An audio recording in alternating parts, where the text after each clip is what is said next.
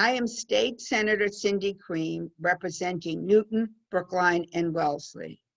I am so honored to be invited to greet you today at the annual meeting of the Massachusetts chapter of the International Dark Sky Association.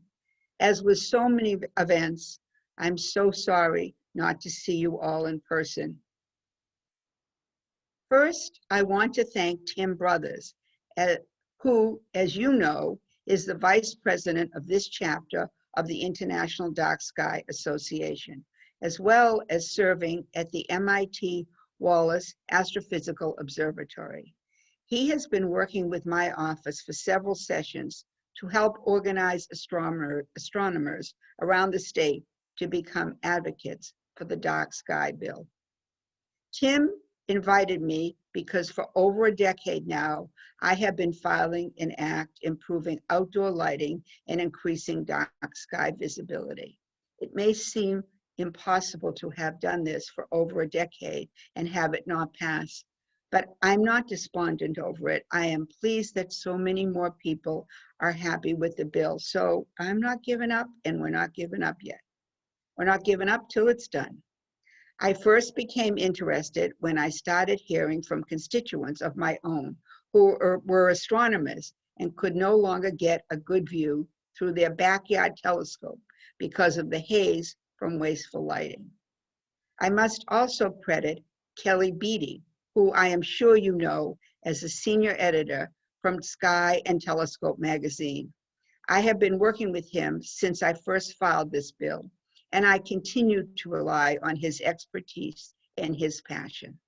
Kelly has been the moving force behind the legislation in Massachusetts, testifying brilliantly at every hearing at the State House and modifying the legislation in its language as newer bulb technologies and roadway studies become available. And finally, I must mention Dr. Mario Mata of the Massachusetts Medical Society for his involvement when he was president of the society. I was so pleased that he was able to introduce another persuasive reason this legislation needs to be enacted. The glare from the poor roadway lighting especially affects older drivers. It is really an important safety issue to make sure we have appropriate but not excessive lighting. And I know that Dr. Mata appreciates the view of the night sky as I do. This session, my bill, Senate 1937, and Representative Garbely's bill with identical language, House Bill 2858, were filed in January of 2019. As you may already know, legislators in both the House and the Senate are elected to 2-year terms, and all bills are filed in January after we are sworn in. Sadly, at this point in the session, it is possible, but not likely, that we will have to refile in January of 2021. Every bill must have a public hearing. The hearing on this bill was held in May of 2019 before the Joint Committee on Telecommunications, Utility, and Energy, called the TUE Committee. As well as being Senate Majority Leader, I sit on this committee and can tell you that there are a few hundred bills heard in this one committee. Almost all of them are important policies for our climate, for the utility rate taxpayers, and for the general public. The problem here is that the window for enacting legislation is never as big as the number of bills worthy of enactment.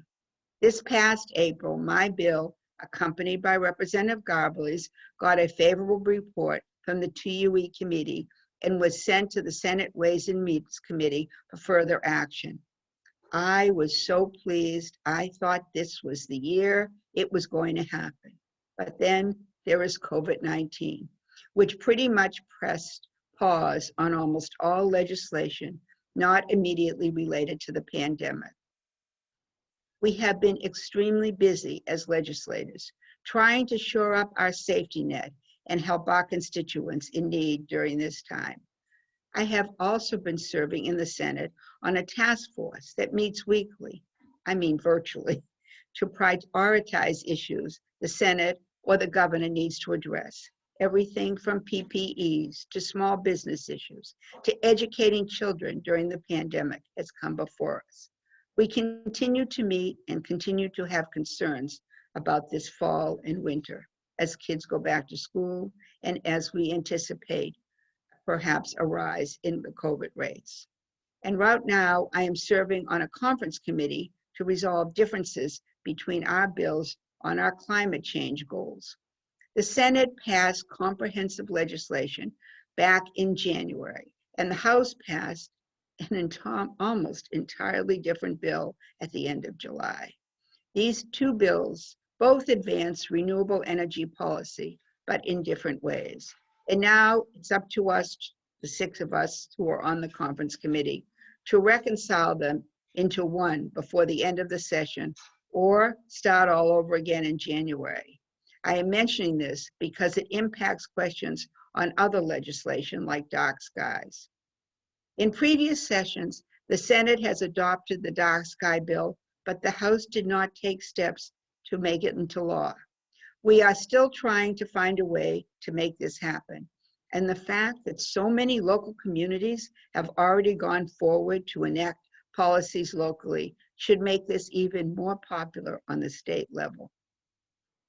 In the Senate, for instance, the Senate minority leader, Bruce Tarr, has been a co-sponsor of my legislation and continues to be a strong advocate. His Gloucester community suffered a truly terrible, bad roadway lighting installation over a decade ago, and he has firsthand experience. Other senators and House members have also shown support because their local communities are insisting on a better policy.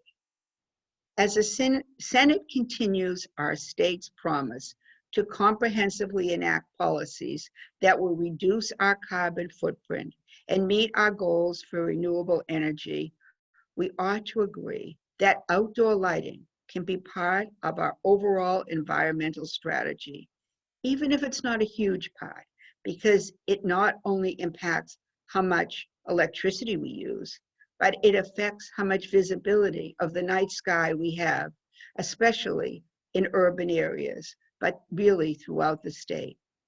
I want to thank you very much for asking me to speak this evening, and I hope you enjoy the rest of the evening. Thank you.